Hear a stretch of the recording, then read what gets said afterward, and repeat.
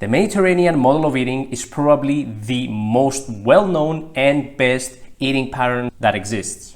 In this video, we're going to explain what the Mediterranean diet is, why you should be following it, as well as some practical ways to get started. And I'm even going to throw a diet plan at the end of the video so you can get a better understanding on how the Mediterranean diet might look like.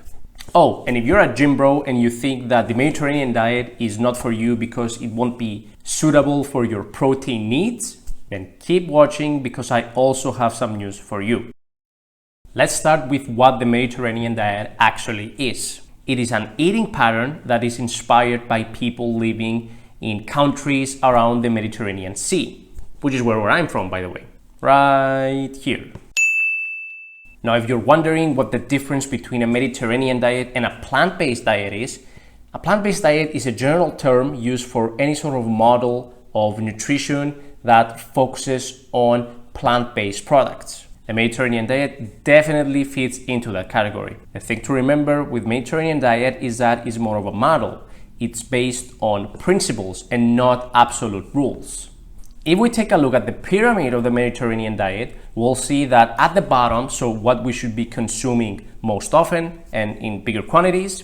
Well, obviously at the complete bottom, we have exercise. Obviously, that's very important. We need to do that daily, but we're focused more on the nutrition aspect. Now, I should mention right here that there are slightly different iterations of the food pyramid. Not everyone agrees on where each component should be placed at.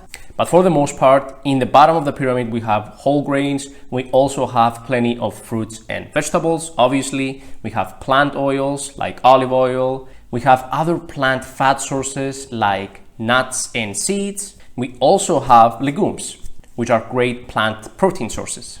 And then a little bit higher up in the pyramid, we have poultry, fish, and eggs, which should be consumed daily, but with moderation. So we wouldn't be consuming fish, poultry, and eggs on the same day. Or if you did, you'd be lowering the quantities a little bit.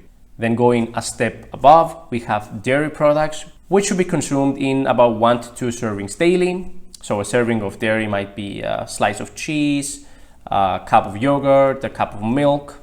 And then at the absolute top of the pyramid, we have red meat and sweets, which should be consumed sparingly. We also have white starches, so that's refined carbohydrates like white pasta, white bread, white rice, etc. Now, I don't completely agree with this pyramid, to be honest. First of all, it has potatoes up there, which in my opinion are a fantastic source of nutrients and carbohydrates. I don't think that the hate that refined carbohydrates get is so warranted, to be completely honest with you. However, I do agree that for the most part, we want to consume our carb sources in their whole grain forms. Now, here's why you should be following the Mediterranean diet. First of all, it's really good for you. Now, there are a ton of articles when it comes to the Mediterranean diet. Like, we get it, guys. It's a fantastic eating model. Study something else. In fact, there are so many studies when it comes to the Mediterranean diet and its effects on human health that there is an umbrella review, which is basically a review of reviews. And in this umbrella review, we can clearly get a good understanding that the Mediterranean diet can help against several types of chronic diseases like type 2 diabetes, cardiovascular disease, hypertension, and even certain types of cancer. But even if we ignore the literature that studies the Mediterranean diet itself, we can still extrapolate a lot of its benefits by looking at its components and what they bring to your diet. Following a Mediterranean diet model will lead to an increase in fiber intake, which has been linked to several health benefits like lowering the risk of colorectal cancer, lowering cholesterol, and helping you keep a healthy body weight. By helping you control your blood sugar levels, the Mediterranean diet will also increase the amount of healthy plant-based fats that you consume, specifically monounsaturated fatty acids like oleic acid. And monounsaturated fatty acids have been linked to lower cholesterol and better cardiovascular health. It may also lead to an increased consumption of vitamins and minerals, because many of the foods that are in the bottom of the Mediterranean diet are the foods that are naturally rich in vitamins and minerals like fruits and vegetables. And finally, it may lead to an increase in consumption of certain plant-based compounds, for example, polyphenols. which are a well-known antioxidant. But it's not just what the Mediterranean diet can provide you, it's also what you're replacing. So obviously, by following the Mediterranean diet and its principles, you will naturally decrease the amount of red meat, dairy, generally animal products that you consume. This will probably lead to a lower intake of saturated fats as well as dietary cholesterol. Now, saturated fats are well known for their ability to raise the bad cholesterol in your blood, or LDL. Dietary cholesterol is a little bit more of a gray area. A lot of the literature shows that dietary cholesterol isn't so strongly associated with blood cholesterol, though there is evidence that certain people are what we call hyperresponders to cholesterol, meaning that they need to watch their dietary cholesterol because to them it will lead to an increase in blood cholesterol. Honestly, this topic requires a video all by itself, so I'm planning on making one. But the bottom line is that the Mediterranean diet can help you consume more good things and less bad things. It may also lead to weight loss by helping you indirectly cut back calories. Now, this is not guaranteed. You can obviously eat more calories than you burn, even through healthy foods, but for many people, it will lead to a decrease in calorie consumption. The second reason why you should be following the Mediterranean diet is because it's good for the environment. It is a primarily plant-based diet. This means that it has a lower environmental impact. It is a well-known fact that the animal industry is one of the leading causes of environmental damage in the world. And I'm not saying that the plant industry is not causing damage to the environment. We all know about the palm oil farms that cause deforestation. Even olive oil isn't harmless. That's just how it is. Humans just suck. However, meat and generally animal products are still worse for the environment than plant-based products. And by lowering your consumption of them, you can help even a little bit to reduce the environmental impact. So if you're following a Mediterranean diet, you're not just helping yourself, you're helping everyone. Now let's go over how you can transition into a Mediterranean eating model. The most important aspect in order for you to succeed is to gradually make changes. You do not want to jump in headfirst all the way into a new lifestyle unless if your life literally depends on it. You want to gradually change your habits. Change certain aspects at a time, give yourself enough time to get used to that change, and then start implementing more changes. And a big tip here is to focus on aspects of your nutrition and your lifestyle that you think will be the easiest to change first. This helps you build a little bit of a positive momentum, which will keep you more motivated to make even more changes down the line. For many people, this starts with breakfast. A big reason why breakfast is usually the easier of the main meals to change and make healthier is because of a few reasons. First of all, many people have a little bit more time to prepare breakfast. Now, obviously, this depends on what time you wake up, or what time you go to work, etc., etc. But many people find a little bit more time for breakfast. So they have a little bit more of a window to change certain aspects. Another reason why breakfast is usually the easiest one to change is because in the morning, you just woke up, you're well rested, I hope, so you usually have much more self-control. One of the reasons why people tend to cheat on their diets at night is because they are tired. Maybe you got back from work, maybe you also went to the gym, you picked up the kids, you come home, you're really tired. You don't want to think too much about what you should be eating and paying attention to your food. Your gut is lowered. And so it's much easier at that point to cheat on your diet. Whereas in breakfast, you're much more disciplined and you have much more self-controlled, usually. I'd also say here that if you're really used to eating meat, specifically red meat, you should still keep it on your diet every day or at least most days of the week and gradually start reducing the frequency. Something that's really helpful when it comes to eating more plant-based products is including snacks if you're not eating them. The reason is because snacks are an easy way to include food groups like fruits as well as nuts and seeds that wouldn't be too easy to include in your main meals, maybe besides breakfast. Now, I understand that some people don't like the idea of eating snacks. They prefer to eat fewer, larger meals every day, maybe because they feel that they have more control over their diet like that. That's not a problem. You can just eat your main meal and then eat your snack immediately after. if you prefer it like that. And I will issue a warning here.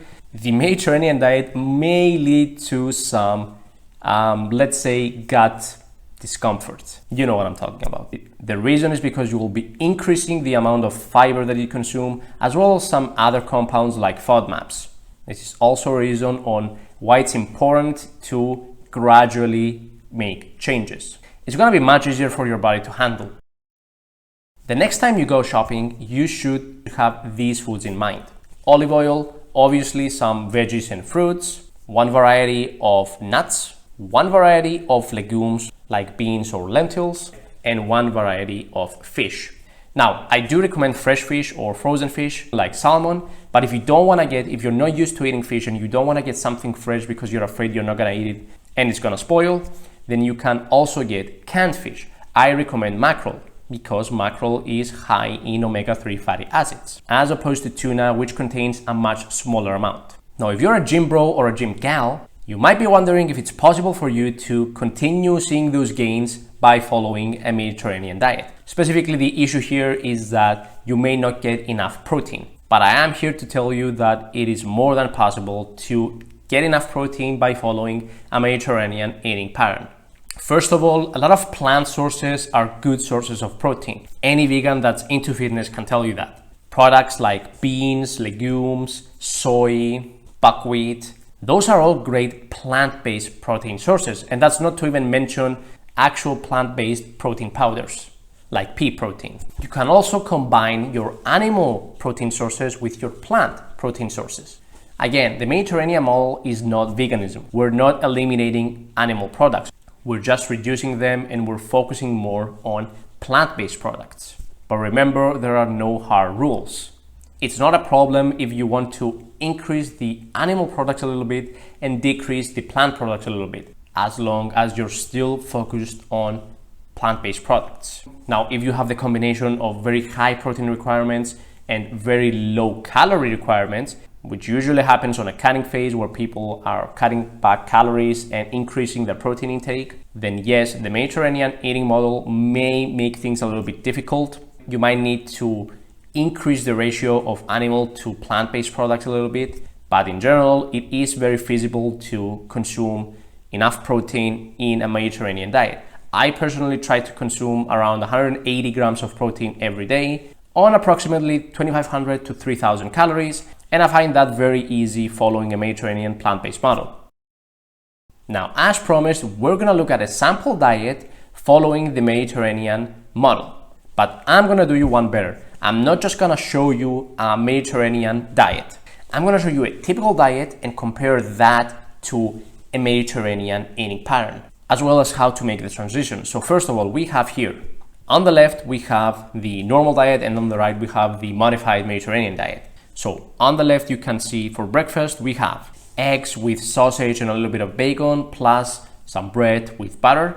Now, something to mention here, a disclaimer, is that I didn't put any serving sizes on this diet, and that's intended. It's not meant to be a diet that you're gonna follow. It's only meant to give you sort of an understanding on how a Mediterranean diet might look like. So going back to it, on the right side, so on the Mediterranean eating model, we keep the eggs because again, we're not looking to eliminate animal products. We're just looking to shift the balance a little bit. So we keep the eggs, we add some whole grain bread and some peanut butter, as well with some low-fat cheese, getting those dairy products in.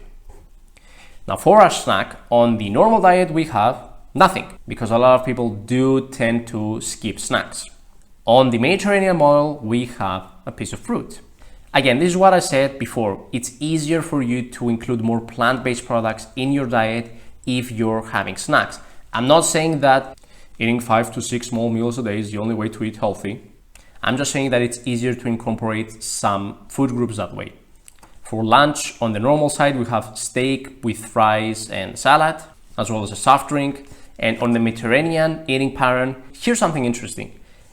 In the Mediterranean and sort of Eastern countries, it's very common to consume legumes as a primary food group. But from my understanding, many people in Western countries are used to eating legumes as a sort of side dish or maybe in salads, generally as complementary to a bigger meal. Except if obviously someone's a vegan, then obviously they're gonna have legumes as a primary food source.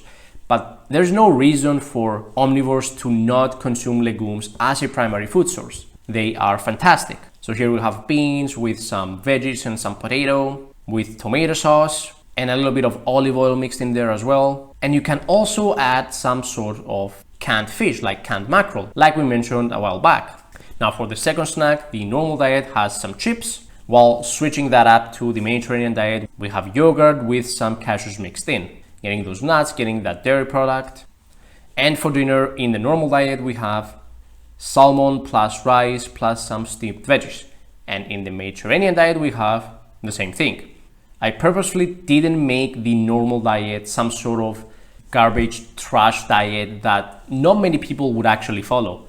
I think people tend to over-exaggerate how bad a typical Western diet is. Now, I'm sure a lot of people, unfortunately, eat like garbage, okay, especially in the Western world. But in my experience, many people have a few things that are keeping their diets from being truly healthy, but they also have some healthy foods. So for the Mediterranean side of things, we also have the exact same thing, maybe sprinkle in a little bit of olive oil there to increase your healthy fats. Again, this is to showcase how a Mediterranean diet might differ a little bit from a standard diet. Don't just take this diet and copy it. You need to find something that's going to work for you. And again, you need to make small gradual changes. The diet plan that you saw in the Mediterranean pattern is an ideal plan. You're not going to get there in one day. Start making small changes and you'll get there over time. So that was it for the video. Thank you for watching. If you liked the video and you would like to see more, please ring the bell and like the video.